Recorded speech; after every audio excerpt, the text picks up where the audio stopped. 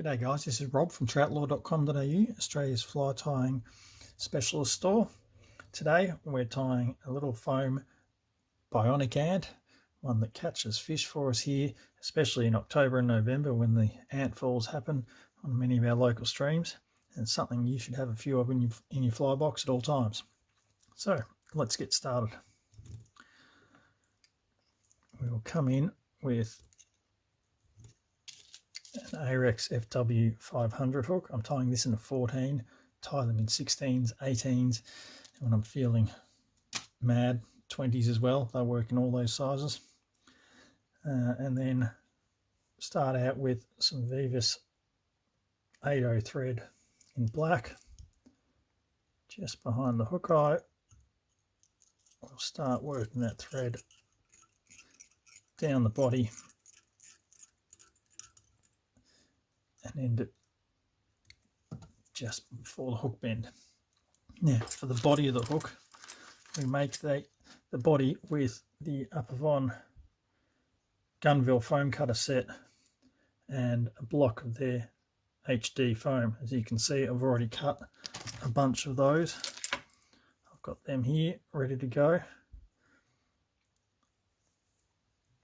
Very, very simple, very quick to make, and make tying these flies a real treat. So what we're going to do is just line it up so that the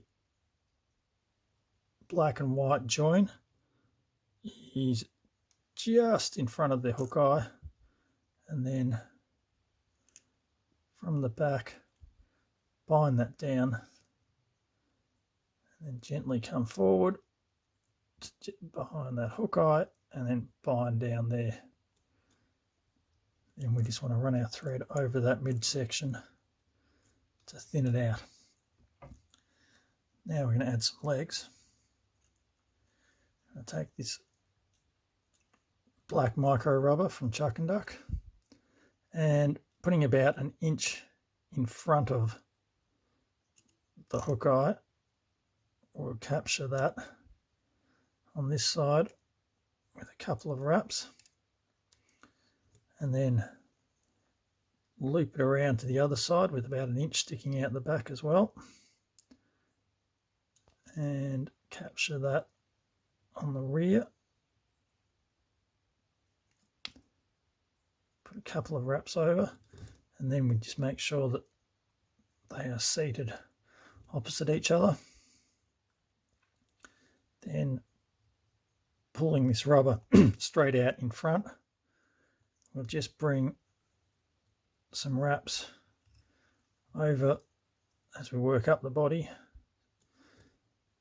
to lock those legs in place on either side, and finish up just at that original tying point.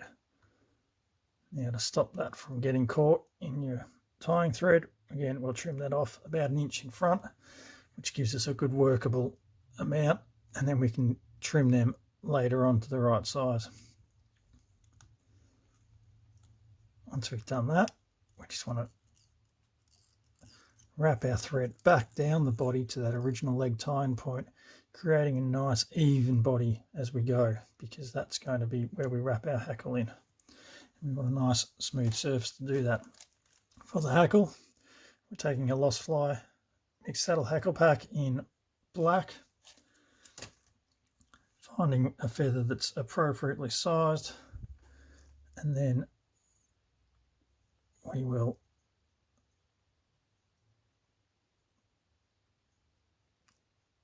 pull off a few fibres at the tail end of that and tie that in right at the rear of our fly pattern.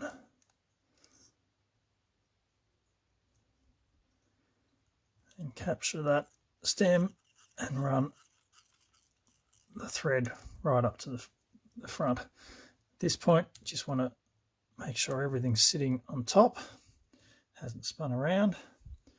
And we take our hackle and start making touching wraps as we come forward.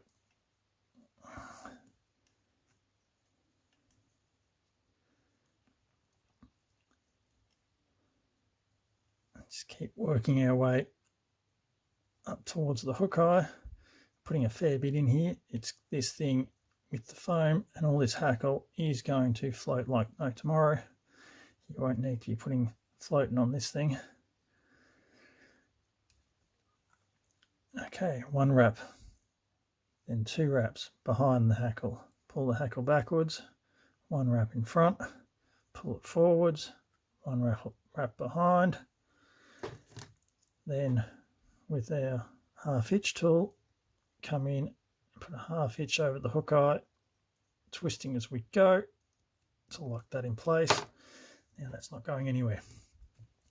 Then we can come and trim that hackle out.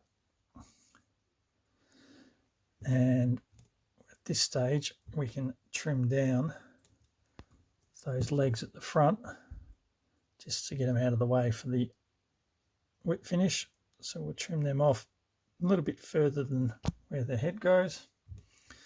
And then we'll also trim this head down by half just to shorten the post. So it's just a little white post on there. Then in with our whip finisher, pulling everything back, and a 3-turn whip finish over the hook eye, and do that again. Pull everything back, 3 turns, 4 turns if you like. Those 2 whip finishes in there is not going to come undone. Trim that thread out. Then at the rear, we're going to trim that foam down to a little less than the hook shank, and the legs, we're going to trim them just slightly longer than the foam itself.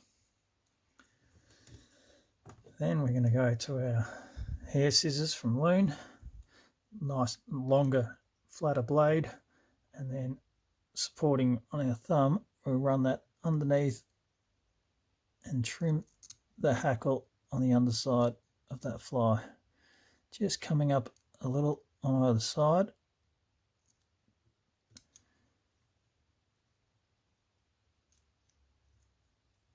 Bring that right up like a nice sharp cut. That's going to ensure that fly sits right down in the film and gets the attention of those fish that are sitting there sipping on the ants. And that's it. It's really that simple. Great little pattern, only a few ingredients, very easy to make. If you're keen on getting these little foam cylinders, you can get the Gunville cutter set and cut your own in different sizes, or you can get them pre-cut from Upavon and tie yourself an out in no time. You just need to go out there, fish it, and catch some fish.